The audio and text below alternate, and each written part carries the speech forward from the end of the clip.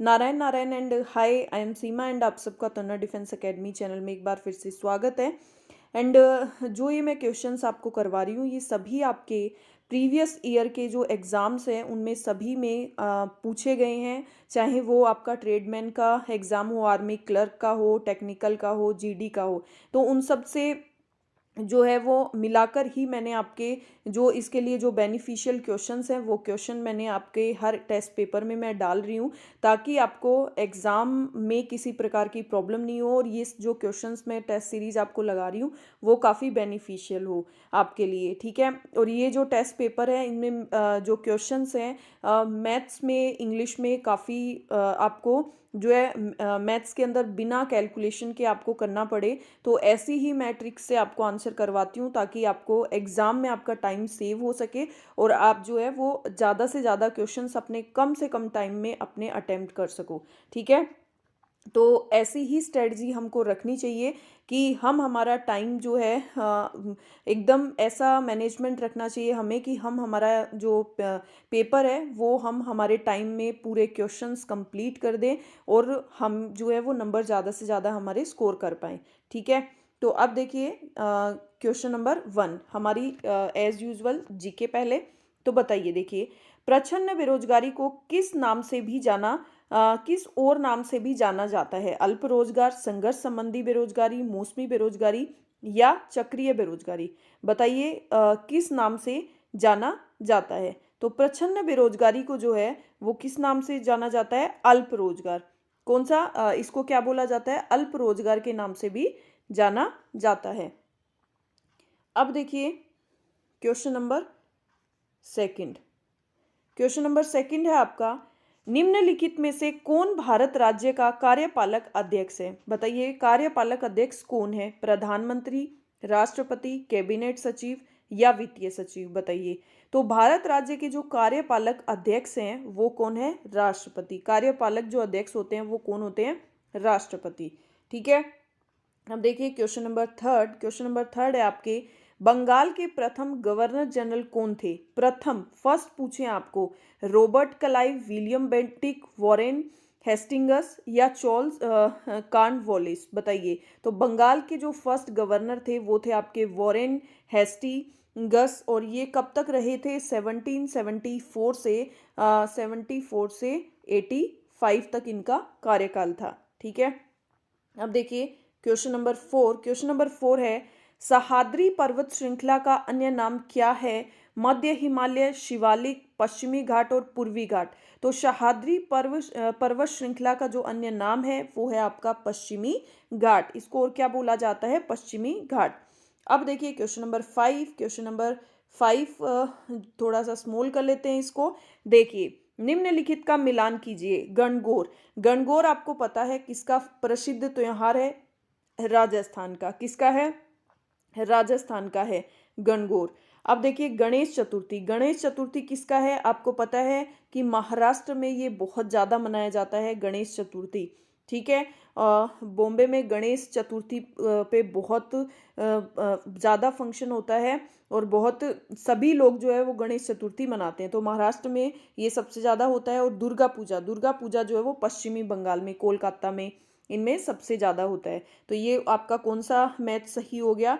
First का B, second का सी और थर्ड का ए। तो ऑप्शन नंबर ए ही आपका करेक्ट आंसर हो गया। अब हम हमारी नेक्स्ट जो है वो जीएस की तरफ बढ़ते हैं। ठीक है, तो जीके के क्वेश्चन हो गए। अब देखिए हम जीएस के भी हमारे जो प्रीवियस ईयर के एग्जाम्स के क्वेश्चन है वो कितने इंटरेस्टिंग आने वाले हैं, तो आप जो है वो क्वेश्चन करिए। देखिए, आवृत्ति का एसआई मात्रक क्या है? न्यूटन, वॉट, फैराड और हर्ट्ज। तो आवृत्ति का जो एसआई मात्रक है वो आपका क्या होता है? वो होता है आपका हर्ट्ज। क्या होता है? हर्ट्ज। ऑप्शन नंबर डी आपका करेक्ट आंसर हो जाएगा। अब देखिए क्वेश्चन नंबर 7। क्वेश्चन नंबर 7 है आपका, पादप कोशिका का सबसे बाहरी आवरण कहलाता है? कोशिका झिल्ली, कोशिका भित्ति, टोनोप्लास्ट, अंतः प्रद्रव्य जालिका? तो पादप कोशिका का सबसे बाहरी आवरण जो है वो क्या कहलाता है? वो कहलाता है आपका कोशिका भित्ति। ऑप्शन नंबर बी आपका करेक्ट आंसर हो जाएगा, कोशिका भित्ति। ठीक है, अब देखिए क्वेश्चन नंबर 8। क्वेश्चन नंबर 8 है आपका, निम्नलिखित में से कौन सी एक निष्क्रिय गैस है? निष्क्रिय गैस कौन सी है? हाइड्रोजन, नाइट्रोजन, ऑक्सीजन और आर्गन। तो अगर आपको पता हो तो आपकी कितनी निष्क्रिय गैस हैं? 6 निष्क्रिय गैसें हैं। प्रकृति के अंदर 6 निष्क्रिय गैसें कौन कौन सी? Helium, neon, argon, krypton, xenon और रेडोन। तो इसके अंदर कौन सी है? ऑर्गन। ऑर्गन आपकी क्या है? निष्क्रिय गैस है। टोटल कितनी है? 6 है। अब देखिए क्वेश्चन नंबर 9, ओजोन ऑक्सीजन का एक ब्रैकेट है, अपरूप है, समस्थानिक है, संभारिक है, समन्यूट्रॉनिक है। तो ओजोन ऑक्सीजन का क्या है? एक अपरूप है। ओजोन ऑक्सीजन का क्या है? एक अपरूप है। ऑप्शन नंबर ए आपका करेक्ट आंसर हो जाएगा। अब देखिए क्वेश्चन नंबर 10। क्वेश्चन नंबर 10 है आपका, जमे हुए भोजन की खोज किसने की थी? बताइए। अल्फ्रेड नोबेल ने, क्लारेंस बर्ड्स ओए ने, फ्रैंक व्हीटल ने या इवेस मैकगेफी ने? बताइए जमे हुए भोजन की खोज किसने की थी? तो जमे हुए भोजन की खोज जो है वो आपकी अल्फ्रेड नोबेल ने की थी। किसने की थी? अल्फ्रेड नोबेल ने की थी। किसकी? जमे हुए भोजन की खोज। ठीक है। अब देखिए आपका मैथ का सेक्शन आता है। तो अब हम मैथ का बिना बहुत ही कम कैलकुलेशन के करेंगे, ताकि आपको एग्ज़ाम में आपको कैलकुलेशन से बचना है। अगर कैलकुलेशन से बचोगे तभी टाइम का सेव कर पाओगे। तो आपको इसी तरह से पूरा जो है वो सेट मैनेज करना है। तो अभी देखिए हम हमारा जो क्वेश्चन है वो कैसे करते हैं, आपको भी उसी तरह से करने हैं। देखो क्वेश्चन नंबर 11। देखो 40 के धनात्मक गुणनखंड कितने हैं? अब आपको क्या बताना है? आपको इसके गुणनखंड बताने हैं। ठीक है। क्या बताने हैं? इसके आपको फैक्टर्स बताने हैं। तो देखो 40 के पॉजिटिव फैक्टर्स क्या हो जाएंगे? देखो 40 में 1 का डिवाइड जाता है 2 का भी जाता है 20 बार, 3 का नहीं जाता, फिर 4 का जाता है ना 10 बार, फिर 5 का भी जाता है ना, 0 है तो 5 का जाएगा। अब देखो 6 का जाता है या नहीं जाता? तो 6 का नहीं जाता, 7 का तो जाएगा ही नहीं, फिर 8 का, 8 5 जा 48 का जाएगा, फिर 10 का जाएगा ही जाएगा, फिर 15 का नहीं जाएगा, फिर 20 का जाएगा और फिर 40 का जाएगा। अब काउंट कर लो कितने हैं ये। तो 1 2 3 4 5 6 7 8 7 8, तो 8 हो गए। तो ऑप्शन नंबर सी। तो 40 के आपके पॉजिटिव जो फैक्टर्स हैं वो कौन से आ गए? वो टोटल आ गए आपके 8। ठीक है। अब देखिए next question number 12। Question number 12 एक बार हम इसके आंसर्स जो हैं वो देखेंगे बाद में। अभी हम हमारी कैलकुलेशन कर लेते हैं इसकी। ठीक है। तो देखो आपको दिया है 4√3 इज ग्रेटर देन 6√7। हमें ये देखना है कि ये वाला इससे बड़ा है कि नहीं है। तो आप इसको क्या लिख सकते हो? पहले ये बताओ। देखिए अब आप इसको क्या लिख सकते हो? इसको आप लिख सकते हो 3 1, ये ऐसे लिख सकते हो ना, 3 की पावर 1/4 इज ग्रेटर देन 7 की पावर 1/6। अब देखो नीचे से इनके क्या करने हैं? 1/4 1, इनके बेस बराबर करने हैं। बेस बराबर करने के लिए हम क्या करेंगे? सीधा आपको स्टेप्स लिखने नहीं है। बेस बराबर करने के लिए देखो 4 3 ज़ा 12, 6 2 ज़ा 2, तो इसको हम 3 से मल्टीप्लाई कर देंगे और इसको 2 से। ठीक है। तो देखिए 3 को किससे किया? हमने 3 से, तो 3 और नीचे क्या आ गया? 12। ये ग्रेटर देन 7, ये आ गया 2 और 6 2 ज़ा 12। इस तरह से लिख सकते हैं इसको। ठीक है। 1 ये 12 आ गया।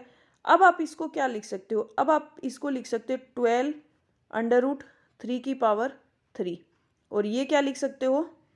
12√7 की पावर 2। अब देखिए 3 की पावर 3 क्या होता है? तो 3 3 ज़ा 9 और 9 3 ज़ा कितना होता है? 27। तो 27 12√27 यहाँ पे क्या आ जाएगा? 12√27 इज ग्रेटर देन, अब देखिए 7 की पावर कितनी हो जाएगी? 49 हो जाएगी ना, सॉरी 7 की जब आप पावर करोगे। ठीक है। लेकिन देखो 49 और 27 कौन सा आपके यहाँ पे बड़ा है? बताइए कौन सा बड़ा है? तो देखो यहाँ पे जो आपका बड़ा है वो ये वाला होगा, ना कि ये वाला बड़ा है, इसलिए आपका जो आंसर है वो फर्स्ट वाला क्या हो जाएगा, आपका रोंग हो जाएगा। फर्स्ट आपका करेक्ट नहीं है। अब सेकंड वाला चेक कर लेते हैं। ऐसे ही मैं आपको समझाने के लिए थोड़ा टाइम लगा रही हूँ, बट आपको ये प्रोसेस एकदम फास्ट प्रोसेस उसमें करनी है, ठीक है। तो देखिए अब सेकंड वाले को आप क्या लिख सकते हो, देखो सेकंड वाले को आप लिख सकते हो 7 की पावर 1/3 इज ग्रेटर देन 11 की पावर 1/6 लिख सकते हो। अब नीचे वाले को बेस हम बराबर करेंगे, तो बेस बराबर करने के लिए इसको 3 से 2 से मल्टीप्लाई करेंगे, और इस ये तो 6 है ही, तो हम इसको क्या बना लेंगे, 2/6 इज ग्रेटर देन 11 की पावर 1/6। अब बेस बराबर हो गया। अब आप इसको क्या लिख सकते हैं, इसको लिख सकते हैं 6√7 की पावर 2 और 6√11 की पावर 1।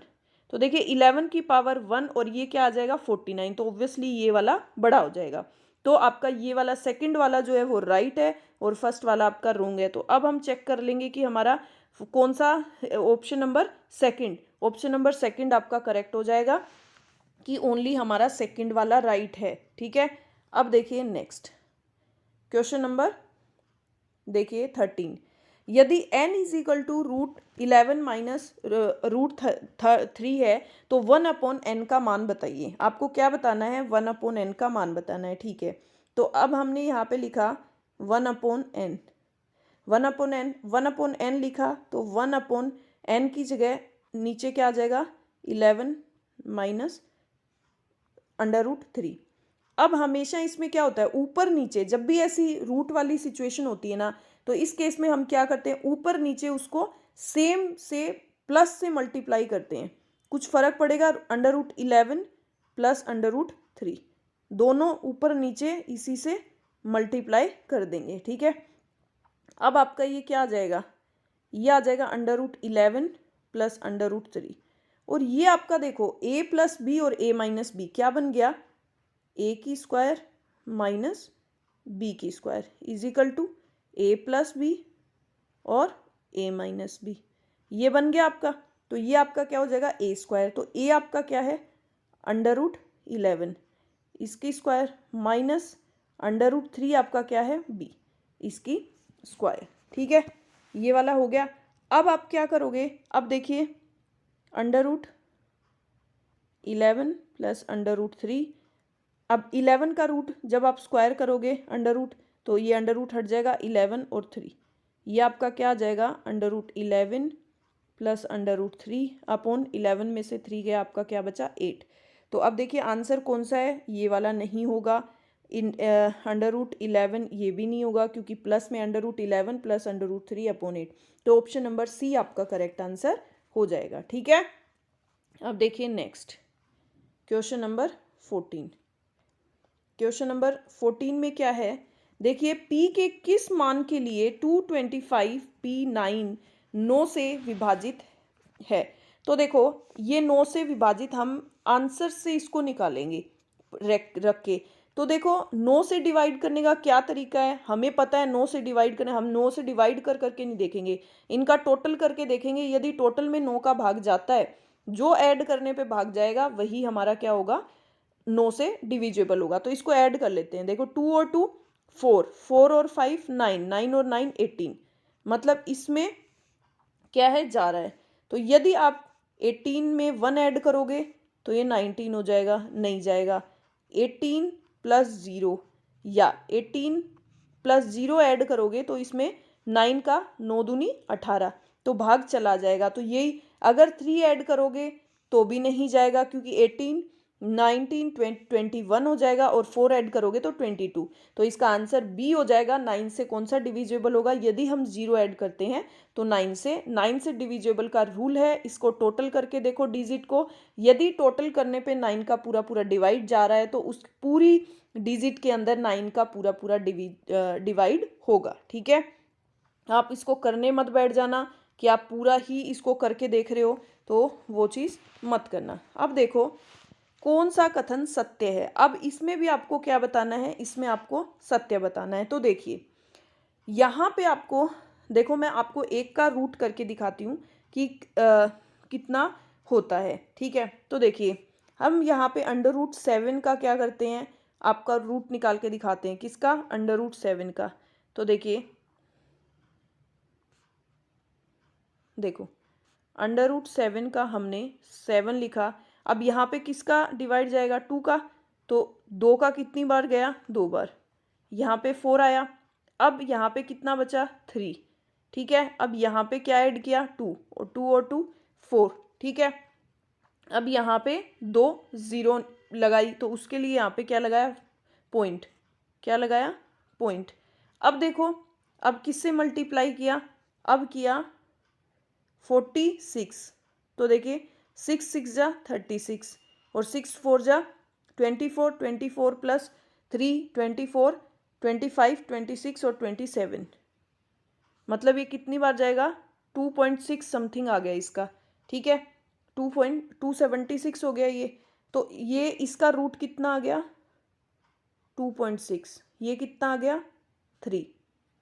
ठीक है, इज √9 का कितना हो गया? 3। और √6 का ऑब्वियसली इससे कम ही आएगा ना, तो आपका फर्स्ट वाला क्या आ गया? राइट, 3 और 5, ये 5.6 आएगा। और जब √6 का मैं बता देती हूँ, आपको फाइंड आउट करने की जरूरत नहीं है, क्योंकि √7 से कम ही आएगा तो ये वाला करेक्ट हो जाएगा, ये बड़ा हो जाएगा। बट आप इसका निकालोगे तो आपका आएगा 2.4। कितना आएगा? 2.4। तो ये क्या आ जाएगा आपका? 5.4। क्या आ जाएगा? 5.4। तो इसलिए ये वाला बड़ा हो जाएगा। अब देखो सेकंड वाला चेक करते हैं। ये आपका आया √7 का 2.6 माइनस और √5 का जब आप फाइंड आउट करोगे तो आपके क्या आएगा? 2.2। ठीक है, अब √6 का हमने ऊपर देख लिया था 2.4 माइनस ये अब हमारा क्या आया? 1.7। अब 2.6 में से 2.2 घटाओगे तो क्या आएगा? 0.4। 2.4 में से 1.7 लेस करोगे तो 8 9 10 20 21 2 3 और 4, तो ये क्या आ जाएगा? 0.7। तो मतलब ये वाला रोंग हो जाएगा, क्योंकि इसमें 0.7 बड़ा है 0.4 से। तो इसमें क्या आ जाएगा आपका answer? Only first is correct. तो ऑप्शन नंबर ए आपका करेक्ट आंसर हो जाएगा। आपको इस तरह से फाइंड आउट करना है, ना कि आपको पूरा इसको बड़ा बड़ा कैलकुलेशन करना है। ठीक है, अब देखिए next question number 16। Question number 16 है आपका, एक आयत की चौड़ाई तथा लंबाई का अनुपात 3:4 है। यदि आयत का परिमाप 140 सेंटीमीटर है तो आयत की चौड़ाई। तो देखिए आयत का परिमाप, तो आयत का परिमाप आप क्या क्या होता है? परिमाप होता है पैरामीटर 2 × L + P। परिमाप आपको कितना दिया है? 140। ठीक है, 2 L कितना दिया है आपको? L है आपका 4, तो हम अनुपात दिया है तो 4x, और हमें B क्या हो जाएगी? 3x। ठीक है, तो 140 = 2 × इनको ऐड करेंगे 7x, ये 7 से कट हो जाएगा 20, और ये आपका कट हो जाएगा 7 2 ज़ा कितना हो जाएगा? ये 7 2 ज़ा 14 2 10। ठीक है, तो आपकी ये x कितना आ गया? 10 आ गया। तो आयत की आपको क्या पूछिए? चौड़ाई। चौड़ाई कितनी है आपकी? 3x। 3x तो 3 × 10 कितनी हो गई? 30 सेंटीमीटर। तो ऑप्शन नंबर ए आपका करेक्ट आंसर हो जाएगा। आपको सिंपली आंसर करना है। अब देखिए क्वेश्चन नंबर 17। क्वेश्चन नंबर 17 क्या है? देखिए, एक वस्तु पर 10% की छूट देने के पश्चात 30% का प्रॉफिट होता है। यदि वस्तु का अंकित मूल्य 2,730 रुपये है तो उसका परचेज प्राइस निकालनी है आपको। देखो, एक वस्तु की लिस्ट प्राइस दी है आपको, कि लिस्ट प्राइस उसकी क्या है? 2,730 रुपये। ठीक है, अब उस वस्तु पे क्या हुआ कि लिस्ट प्राइस इतनी है, 10% की छूट दी उस वस्तु पे, और उस पे 30% का प्रॉफिट हुआ, तो उसकी परचेज प्राइस उसको कितने में खरीदा होगा? तो देखो इसको हम किस तरह से लिखेंगे? इनटू इस पे कितने का डिस्काउंट दिया? 10% का। फिर इसमें ये कितने का प्रॉफिट हुआ? तो मतलब ये 130 के बराबर है। और हमें निकालना क्या है, हमें परचेज प्राइस निकालनी है हमारी। तो देखिए परचेज प्राइस निकालनी है, तो ये 100 से 100 गया, ठीक है। अब ये 10 से 10 गया, ठीक है। अब देखिए इसको कट कर दो, 13 दूनी 26 और 13 बन जा 13। अब देखो इसको किससे मल्टीप्लाई कर लो, 21 को 9 से कर लो, तो 9, तो 21 9 जा होता है आपका 189, 2 9 2 जा 18। तो आपका जो परचेज प्राइस है वो उसकी कितनी होगी, 1890 रुपये, ठीक है। अब देखिए क्वेश्चन नंबर 18। देखिए 9 क्रमागत सम संख्याओं का औसत कितना आपका 18 है। तो 9 संख्याओं में सबसे छोटी संख्या कौन सी होगी। तो देखिए एवरेज है, तो 18 9 जा कितना हो गया आपका 116, का टोटल कितना हो गया 160 हो गया। जब इनको ऐड करेंगे तो देखो पहली संख्या आपकी x, दूसरी x प्लस 2, ठीक है, दूसरी कितनी होगी x प्लस 2, थर्ड संख्या x प्लस 4, क्योंकि देखो ये 2 आएगी अगर सपोज, तो 2 में अगर आप 2 ऐड करोगे तभी तो वो 4 होगी, आपको सम संख्या पूछा है। तो देखो x plus 2, x plus 4, x plus 6, x plus 8, x plus 10, x plus 12 और प्लस x प्लस 14 और x प्लस 16। काउंट करो 1 2 3 4 5 6 7 8 9 हो गई।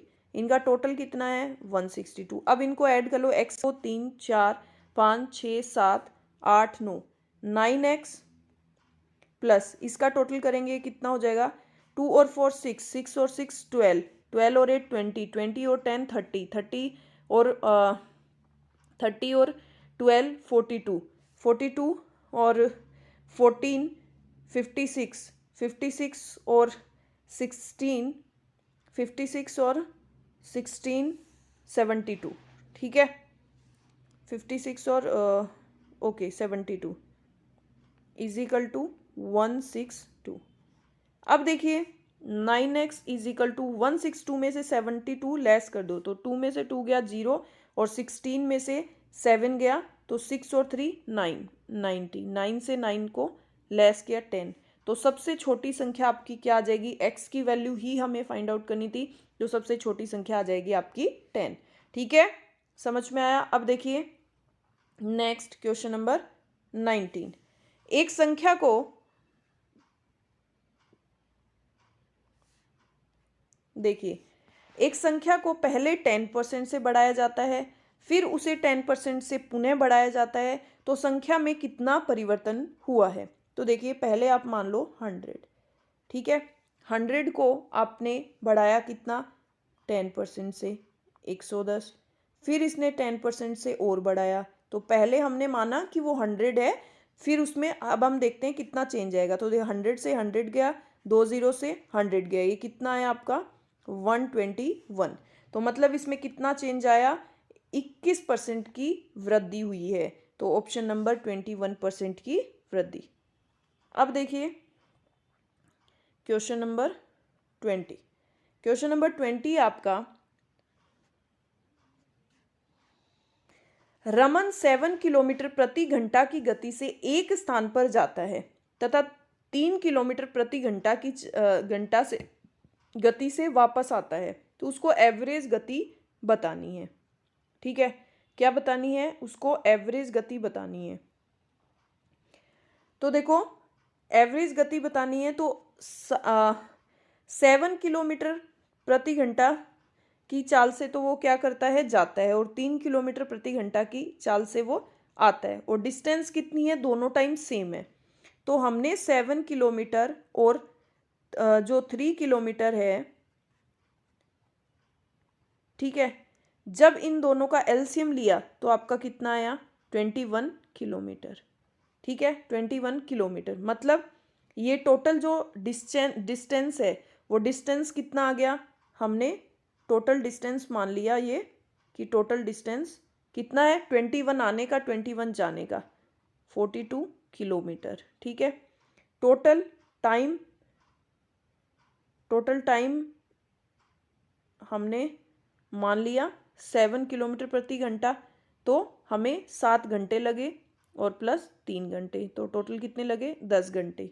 ठीक है, अब एवरेज हमारे पास कितना हो गया, एवरेज हो गया, देखिए एवरेज 42 किलोमीटर और 10 आवर्स लगा, तो हमें 4.2 किलोमीटर प्रति घंटा हमारी एवरेज स्पीड हो गई। ऑप्शन नंबर बी आपका करेक्ट आंसर हो जाएगा, एवरेज स्पीड। ठीक है, समझ में आया। मैथ का सेक्शन काफ़ी आपको एकदम कम कैलकुलेशन करनी पड़े उस हिसाब से ही मैं आंसर्स को आपके सेट करती हूँ। तो अभी देखो हम कंप्यूटर का हमारा पार्ट करेंगे। पहले से ऑन कंप्यूटर को रीस्टार्ट करने को क्या कहते हैं? पहले से ऑन कंप्यूटर होता है लॉगिंग ऑफ, कोल्ड बूटिंग या शट बटन या वार्म बूटिंग, उसको क्या कहते हैं? तो उसको कहते हैं आपके वार्म बूटिंग। क्या कहते हैं? Warm booting. अब देखिए क्वेश्चन नंबर 22 नंबर क्वेश्चन है, उस फाइल को क्या कहते हैं जो ईमेल से जुड़ी होती है और ईमेल प्राप्त करने वालों को भेजी जाती है? ठीक है, अनेक्सर कहते हैं, अपेंडेज कहते हैं, एड ऑन कहते हैं या अटैचमेंट कहते हैं? उसको बताइए क्या कहते हैं? तो उसको आपका अटैचमेंट कहते हैं। ठीक है, जो ईमेल प्राप्त करने वालों को भेजी जाती है उससे जुड़ी हुई होती है। अब देखिए क्वेश्चन नंबर 23, इंटरनेट पर सर्वर से सूचना प्राप्त करने के कंप्यूटर के प्रोसेस का अर्थ निम्न में से कौन सा है? इंटरनेट पर सर्वर से आउटपुटिंग, डाउनलोडिंग, इनपुटिंग या अपलोडिंग? तो उसका क्या है? कंप्यूटर के प्रोसेस का अर्थ है आपका डाउनलोडिंग। ऑप्शन नंबर बी आपका करेक्ट आंसर हो जाएगा। अब देखिए क्वेश्चन नंबर 24, इंस्ट्रक्शनों के उस समूह को क्या कहते हैं जो कंप्यूटर को बताता है कि क्या करना है? मेंटर, इंस्ट्रक्टर, कंपाइलर या प्रोग्राम? क्या कहते हैं? तो उसको कहते हैं आपका प्रोग्राम। ऑप्शन नंबर डी आपका करेक्ट आंसर हो जाएगा, प्रोग्राम। अब देखिए क्वेश्चन नंबर 25 है आपका, असेंबली लैंग्वेज क्या है? मशीन लैंग्वेज है, हाई लेवल प्रोग्रामिंग लैंग्वेज है, लो लेवल प्रोग्रामिंग लैंग्वेज है या कंप्यूटर असेंबल करने के लिए लैंग्वेज है? तो असेंबली लैंग्वेज क्या है? असेंबली लैंग्वेज आपकी लो लेवल प्रोग्रामिंग लैंग्वेज है। ठीक है, समझ में आया? अब देखो, हाँ, आपका मेन स्कोरिंग जो पार्ट है वो है आपको इंग्लिश, जिसको आपको बिल्कुल भी स्किप नहीं करना है और उसको आपको काफ़ी अच्छे से करना है। ठीक है, अब मैं आपको ये जो आपका सेक्शन है वो और भी केयरफुली पढ़ाऊंगी। ठीक है, तो देखिए हमारा जो फर्स्ट पार्ट है हमेशा हमारा पैसेज आता है, तो आज भी हम हमारे फर्स्ट पार्ट में क्या पढ़ेंगे?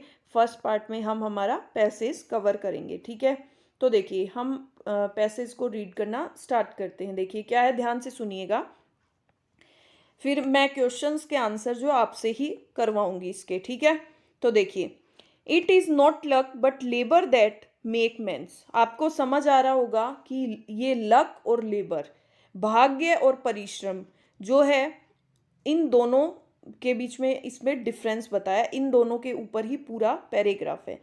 It is not luck but labour that makes man, ये बोल रहा है कि यह भाग्य नहीं है लेकिन जो परिश्रम है वो आदमी को बनाता है।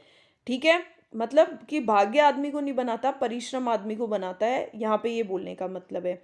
Luck is an American writer, जो भाग्य है वो अमेरिकन राइटर को कहता है, is ever waiting for something to turn up, कि इज एवर वेटिंग, हमेशा जो है वो वेट करते हैं कि कुछ टर्न अप, कुछ नया होगा उसके लिए, कि is ever waiting for something to turn up, कि मतलब कुछ नया होगा उसके लिए हमेशा भाग्य में हम क्या करते हैं? वेट करते हैं ना, ऐसा हो जाए वैसा हो जाए तो अच्छा है, तो उस चीज़ का क्या करते हैं? वेट करते हैं।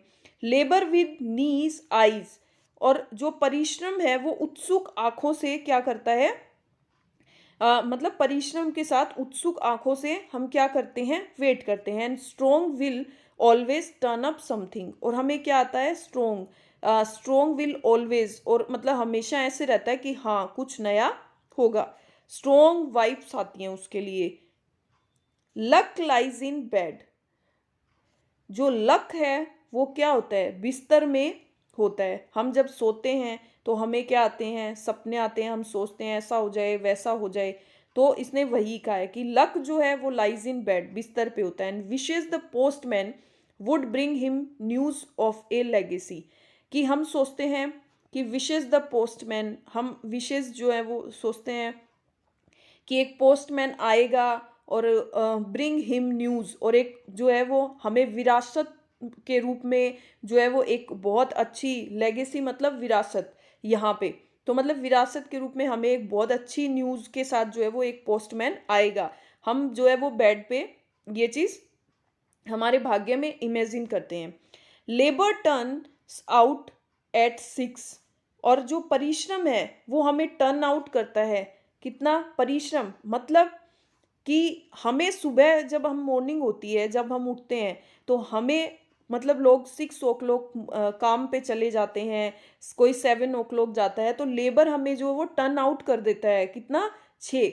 एंड विद बिजी पेन, और मतलब जो बिजी पेन के साथ, and ringing hammer Lay's the foundation of competence, और जो रिंगिंग हैमर, जो हथौड़ा की, हथौड़ा जो बजाने की जो बेल जो साउंड होती है, द फाउंडेशन ऑफ कम्पिटेंस, वो क्या होती है, वो कम्पिटेंस को के रूप में उस चीज़ को क्या करती है, मतलब ये बोल रहा है कि लेबर जो है वो टर्न अप, हमें 6 जो है वो टर्न अप कर देती है, और हम पेन के साथ जो बिजी होते हैं, और रिंगिंग हैमर, और हैमर जो बजता है, lays the foundation of competence. ठीक है, अब देखिए आगे क्या बोल रहा है, luck whines labour watches. Luck जो है वो क्या करता है, luck relies, luck whines and labour watches.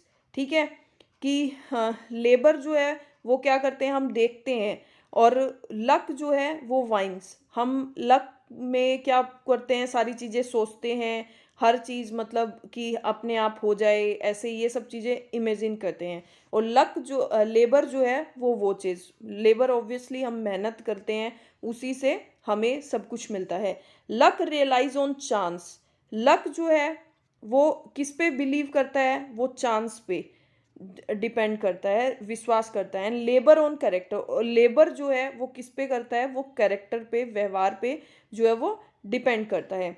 Luck slips downward to self indulgence, luck जो है वो स्लिप्स डाउनवर्ड, नीचे से, टू सेल्फ इंडलजेंस, मतलब खुद को ही, मतलब अप्रिशिएट करने में, मतलब नीचे से ऊपर की ओर जाता है ये। And labour, luck slips downward, sorry, luck इसने बोला है कि लक स्लिप्स, लक हमें क्या करता है, डाउनवर्ड, नीचे ले जाता है, कि मतलब खुद ही उन चीज़ों को इमेजिन करते हैं। लेबर स्ट्राइड्स अपवर्ड, और लेबर जो है वो स्ट्राइड्स, मतलब धीरे धीरे लेबर जो है वो परिश्रम वो ऊपर लेके जाता है।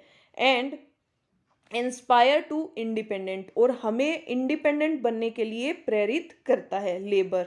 ठीक है, the conviction therefore is extending that diligence is the mother of good luck, जो कन्विक्शन है हमारी, जो हम सोचते हैं कन्विक्शन है हमारी, देयर फॉर, इसलिए is extending that diligence is the mother of good luck, कि मतलब ये जो हमारी माता है उसका क्या है, गुड लक है।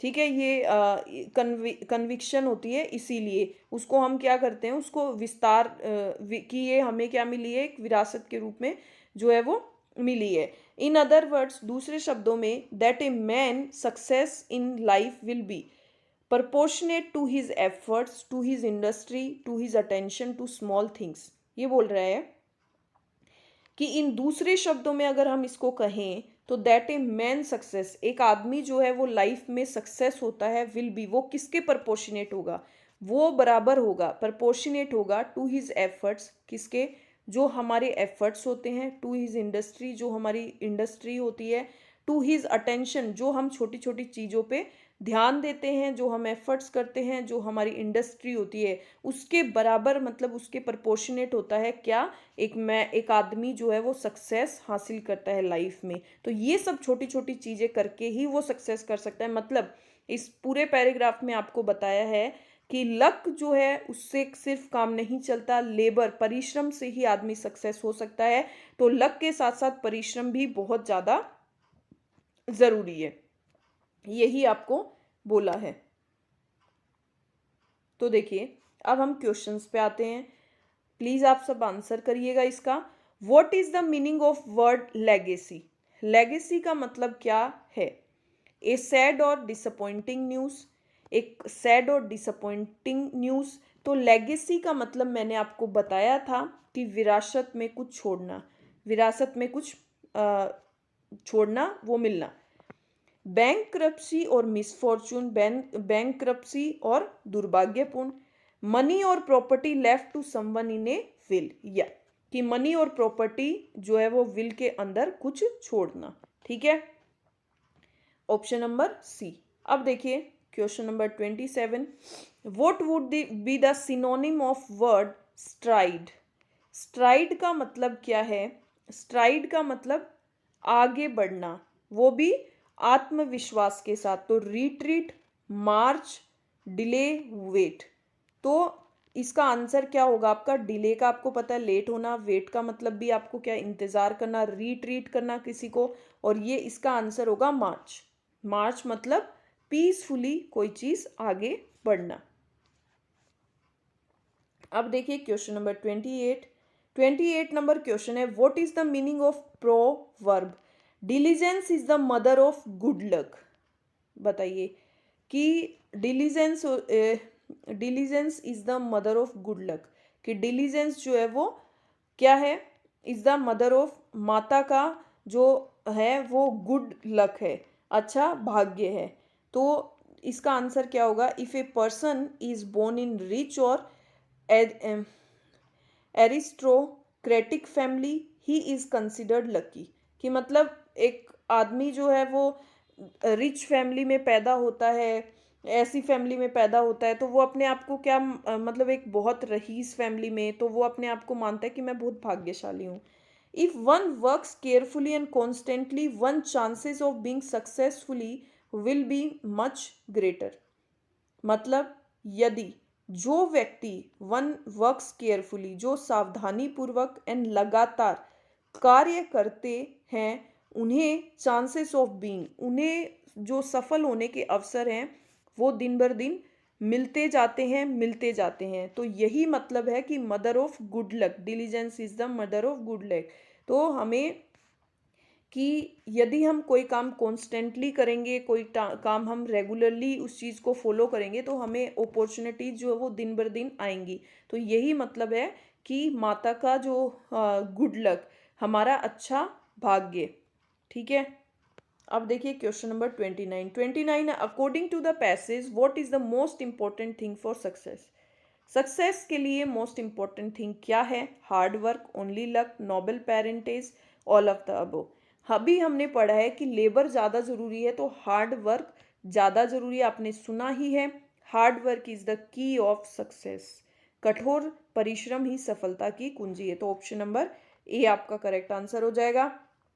विच word in the passage means to complain और एक्सप्रेस डिसअपॉइंटमेंट और अनहैप्पीनेस रेपिटेडली, कि मतलब कंप्लेन करते हैं और हम एक्सप्रेस करते हैं हमारा जो डिसअपॉइंटमेंट है, हम निराश हैं, अनहैप्पी, नाखुश हैं, वो उनको लगातार हम उस चीज़ को जो है वो क्या करते हैं? रिपीटेडली एक्सप्रेस करते हैं, हम अपने आप को ही कंप्लेन करते हैं उस चीज़ के लिए। तो उसको क्या कहते हैं? वाइन, कीन, एस्पायर या हैमर, उसको क्या कहते हैं? तो उस चीज़ को बोलते हैं कि दुखी मन से जो है वो शिकायत करना, वो होता है वाइन। और ये हमारे पैराग्राफ में भी आया कि लक वाइन्स और लेबर वॉचेस, कि लेबर जो है वो देखता है और भाग्य क्या करता है? हमेशा शिकायत करता है। ठीक है, तो ऑप्शन नंबर ए आपका करेक्ट आंसर हो जाएगा। अब देखिए आपका क्वेश्चन नंबर अब आपका देखो पैराग्राफ, हमारा एक और पैराग्राफ आएगा।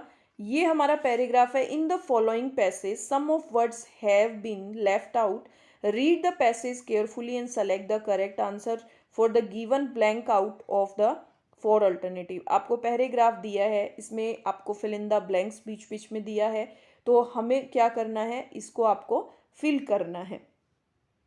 ठीक है, तो देखिए अब हम हमारा पैराग्राफ पढ़ना स्टार्ट करते हैं। देखिए तो हमारा पैराग्राफ है, women should be given equal opportunity in education like man, कि वुमेन औरतों को देनी चाहिए, शुड बी गिवन देनी चाहिए, इक्वल बराबर, अपॉर्चुनिटी अवसर, इन एजुकेशन इन शिक्षा में औरतों को जो है वो बराबर क्या देनी चाहिए, अपॉर्चुनिटी अवसर देना चाहिए, लाइक मैन आदमियों के जैसे। And they should not be bracket from any development activities. अब देखते हैं इसमें क्या सुटेबल होता है। should not be break isolated from included incorporated publicized, मतलब should not be included उनको शामिल नहीं करना चाहिए, ये तो गलत हो गया, शामिल नहीं करना चाहिए। इनकॉर्पोरेटेड उनको उनके साथ कॉर्पोरेट नहीं करना चाहिए, इनकॉर्पोरेटेड उस चीज़ में, ये भी इसका मतलब भी एक तरफ से शामिल ही है, तो ये भी नहीं होगा। पब्लिसाइज्ड नहीं करना चाहिए उनको, तो ये भी नहीं होगा। मतलब उनको आइसोलेटेड मतलब क्या होता है, पृथक करना, अलग करना, क्या होता है, पृथक करना। और यहाँ पे शुड नॉट बी है तो आपके क्या आएगा, ये पैसिव में हो गया, तो यहाँ पे थर्ड फॉर्म आएगी। ठीक है, तो देखिए यहाँ पे हमारा सुटेबल है, दे should not be isolated from any development activities, उनको किसी भी डेवलपमेंट एक्टिविटी, विकासशील जो गतिविधियां हैं उनसे अलग नहीं करना चाहिए। Women cover almost half the population of the country, women जो है वो लगभग पॉपुलेशन की जो कंट्री है, देश की आधी पॉपुलेशन उसको कवर करती है। विच मीन्स इसका मतलब है, इफ वुमेन आर एजुकेटेड, यदि औरत जो है वो अनएजुकेटेड रहेंगी, अशिक्षित रहेंगी, तो हाफ ऑफ कंट्रीज अनएजुकेटेड, तो आधी जो देश है, आधा देश जो है वो क्या होगा, अशिक्षित होगा। विच ब्रिंग जो कि क्या लेके आएगा, पुअर कंडीशन। तो देखते हैं कौन सी condition, bring poor condition, social politico condition की, मतलब जो सोशल पॉलिटिको कंडीशन है वो पुअर लेके आएगा। सोशियो इकोनॉमिक पॉलिटिक, 1 सेकेंड इसको स्मॉल करना ही पड़ेगा, सोशियो इकोनॉमिक सामाजिक और जो आर्थिक कंडीशन जो उसको पुअर बनाएगा, पॉलिटिको सोशियो और पॉलिटिको कम्युनल। तो इसका आंसर आपको सीधा ही पता है कि हमारी जो आर्थिक कंडीशन है उसको क्या बनाएगा, उसको कमजोर बनाएगा वो चीज़। ठीक है, तो यहाँ पे क्या आ जाएगा, bring poor socio economic condition through the women education, women education के through the social and economic development will be, कि थ्रू द वुमेन औरतों की पढ़ाई के थ्रू द सोशल जो सामाजिक और इकोनॉमिक कंडीशन जो है, डेवलपमेंट गतिविधियां जो विकास है, will be bracket in India, India के अंदर development will be bigger, development बढ़ेगा, फास्टर वो ज़्यादा मतलब तेज़ी से होगा, स्लोअर होगा, या पेस मतलब धीरे धीरे होगा। तो development will be faster, development क्या होगा, तेज गति से होगा। ऑप्शन नंबर बी आपका करेक्ट आंसर हो जाएगा। अब देखिए हम आगे का देखते हैं, to spread the importance and improve the level of women education all over the country, कि यदि हम टू स्प्रेड द, हमें क्या करना चाहिए, फैलाना, टू स्प्रेड फैलाना चाहिए, इम्पोर्टेंस इसकी महत्वता को, एंड इम्प्रूव और इसमें क्या करना चाहिए, इम्प्रूव करना चाहिए, the level of women education औरतों की पढ़ाई के स्तर में इम्प्रूवमेंट और इम्पोर्टेंस महत्वता को फैलाना चाहिए ऑल ओवर द कंट्री, पूरे देश के अंदर। कंट्री वाइड नेशनल प्रोपेगेंडा, जो कंट्री वाइड हर देश का जो राष्ट्रीय जो प्रोपेगेंडा है, जो उसका एजेंडा है, and awareness programme are, awareness जो प्रोपेगेंडा एंड अवेयरनेस जागरूकता का जो प्रोग्राम्स होते हैं, are very programmes are very inessential, useless उपयोगी होंगे, नेसेसरी होंगे, ऑर्डिनरी। तो इसमें क्या होगा, programme of very necessary, programme जो है वो क्या होंगे, बहुत ही आवश्यक होंगे। तो ऑप्शन नंबर सी हो जाएगा। An educated women can educate her her bracket family and thus whole country, कि एक एजुकेटेड जो औरत है वो कैन एजुकेट वो शिक्षित कर सकती है हर अपनी पार्ट सम होल और इनकम्प्लीट, तो मतलब वो अपनी पूरी फैमिली को जो है वो एजुकेट कर सकती है, होल फैमिली। तो whole family and thus whole country, पूरी फैमिली को और पूरी कंट्री को। ठीक है, समझ में आया? कुछ डाउट इसमें? तो देखिए अब हम नेक्स्ट क्वेश्चन पे बढ़ते हैं। हमारा नेक्स्ट क्या है, काफ़ी इंटरेस्टिंग था, पहले वाला पैराग्राफ आपको अच्छा लगा होगा। तो देखिए अब हमारा next paragraph, fill in the blank with the from the choice provided in the following sentence। अब देखिए अब हमें इसमें क्या भरना है, देखिए प्रोवर्ब भरनी है हमें, चॉइस प्रोवाइडेड इन, हमें इसमें फिल इन द ब्लैंक्स में क्या सुटेबल होगा वो भरना है। The committee decided the matter which out leaving, देखिए कमिटी ने डिसाइड किया कि matter with out leaving, leaving their his it's और देम। तो देखिए कमिटी के लिए है, और कमिटी आपका क्या है, कमिटी यहाँ पे प्लूरल है, प्लूरल नाउन है, तो प्लूरल नाउन के लिए यहाँ पे क्या आएगा, decided the matter with out leaving their seats, क्या होगी, देयर सीट्स, उनकी सीट जो है वो छोड़ने के साथ, तो देयर सीट्स, क्योंकि द कमिटी है प्लूरल है तो इनके लिए, क्योंकि कमेटी में बहुत सारे लोग होंगे तो यहाँ पे देयर का यूज इज करेक्ट। अब देखिए next, the building is being, the building is being make made making और makes by the labours, building जो है इज बीइंग, आपको बीइंग दिख रहा है मतलब ये पैसिव वॉइस है, पैसिव वॉइस है तो मतलब ये प्रेजेंट किसका है, कंटिन्यूअस का है, बन रही है, मतलब लेबर्स के द्वारा बनाई जा रही है। तो the building is being made, third form लगती है पैसिव वॉइस में, तो इसमें क्या आ जाएगा आपका, ऑप्शन नंबर बी आपका करेक्ट आंसर हो जाएगा। अब देखिए question number 38, our troops bracket fort bravely, तो आवर ट्रूप्स आर, हमेशा देखो आवर ट्रूप्स ये आपका क्या है, present perfect continuous, sorry present perfect tense है, तो हमेशा यहाँ पे आपकी क्या, आवर ट्रूप्स, तो ये आपका क्या है, प्लूरल नाउन है, तो यहाँ पे फोर्थ थर्ड फॉर्म आ गई, तो आपका क्या लग जाएगा, हैव। ठीक है, मतलब हमेशा हमारा जो ट्रूप है वो ब्रेव, बहादुरी के साथ लड़ता है। Rohan has always been bracket enthusiast when it comes to travel, जब मतलब रोहन हमेशा ट्रैवलिंग पे आता है तो वो बहुत उत्सुक होता है। तो बताइए एंथाजुइस्ट, ठीक है, तो इसमें एंथू, तो एंथू आपका किससे स्टार्ट हो रहा है, एन से स्टार्ट हो रहा है ना, तो आपका क्या है, आपका जो प्रोनाउन है वो ए है, और ये आपका क्या है, कॉन्सोनेंट। ठीक है, कॉन्सोनेंट, सॉरी वोवेल, ए क्या है आपका, वोवेल, इंग्लिश में भी और हिंदी में भी, तो इसके आगे आपका क्या लगेगा, बी, एन, एंथुजिएस्ट। ठीक है, ऑप्शन नंबर बी आपका करेक्ट हो जाएगा। अब देखिए क्वेश्चन नंबर 40, क्वेश्चन नंबर 40 है, ही इज वर्चुअस एंड, वह बहुत क्या है, वर्चुअस, मतलब and honest, the honest, honesty and A honest, तो मतलब वो बहुत वर्चुअस एंड ऑनेस्ट है, क्या है, वर्चुअस और ऑनेस्ट है, तो ऑप्शन नंबर ए आपका करेक्ट आंसर हो जाएगा।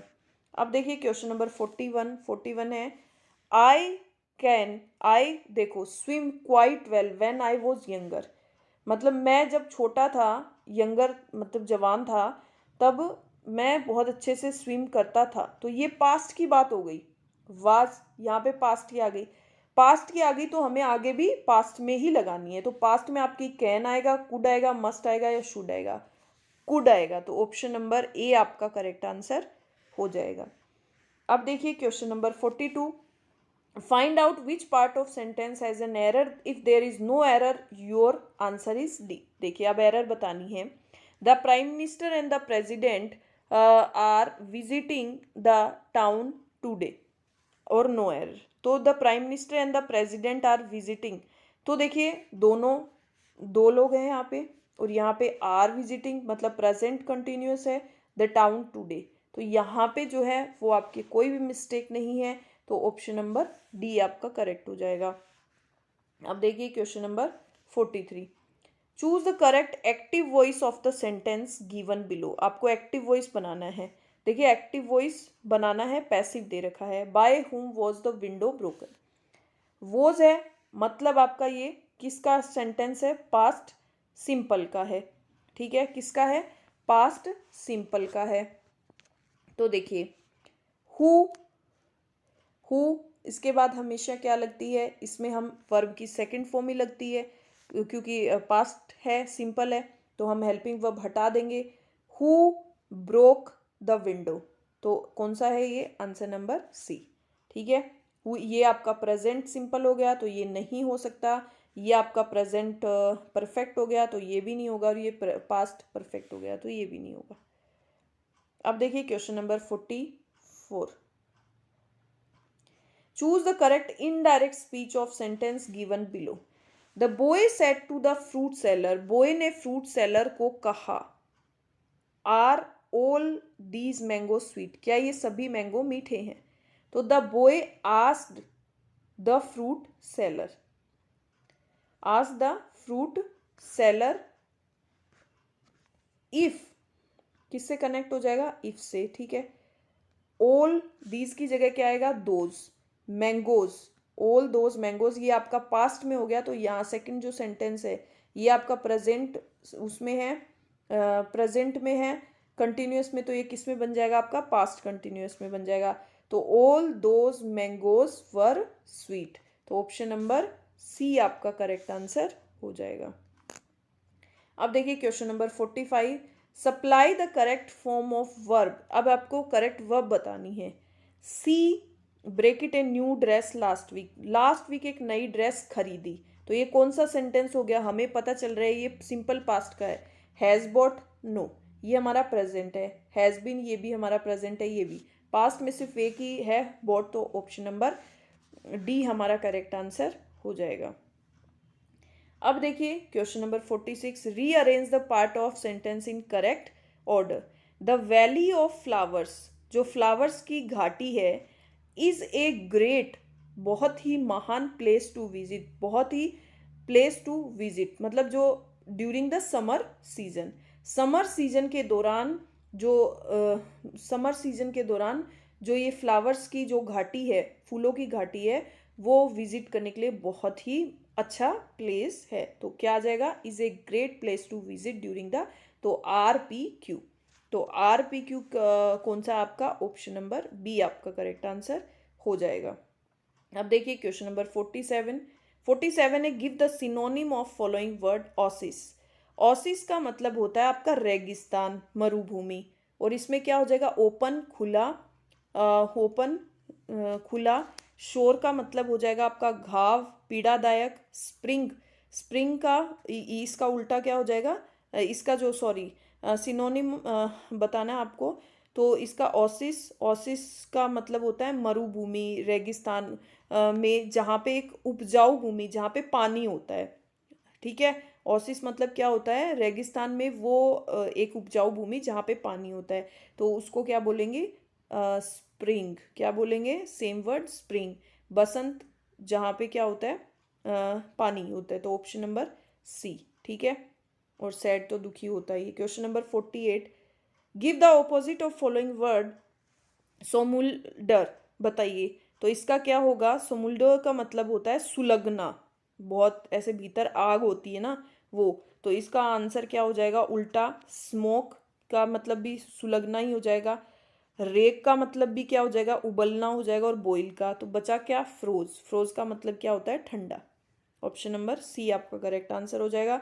अब देखिए question number 49, improve the bracketed part of the sentence. The militant were been the prime target of security agencies since the July attack, कि मिलिटेंट ने क्या किया, वर बीन, तो वर बीन जो है यहाँ पे आपका प्रेजेंट परफेक्ट कंटिन्यूअस आएगा, क्योंकि यहाँ पे सिंस आ गया, सिंस द जुलाई। ठीक है, जो मिलिटेंट, तो यहाँ पे आपका क्या आ जाएगा, सॉरी, या तो परफेक्ट टेंस आएगा आपका, तो वर बीन नहीं आएगा, यहाँ पे आपका क्या आएगा, has been. Option number B आपका करेक्ट आंसर हो जाएगा। अब देखिए last question, question number 50। Question number 50 है आपका, give one word of the following word pertaining to moon, जो मून को प्रिटेन करता है, सोलर, विकार, लूना, लूनार या वल्गर।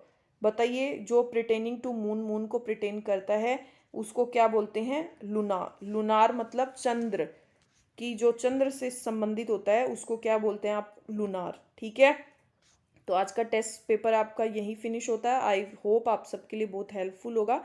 और आप मुझे बताइए भी आपके कितने क्वेश्चन करेक्ट हुए, आपको किस पर्टिकुलर सेक्शन में प्रॉब्लम है, मैं आपको उससे रिलेटेड क्लास फिर अवेलेबल करवा दूंगी। ठीक है, ओके बाय।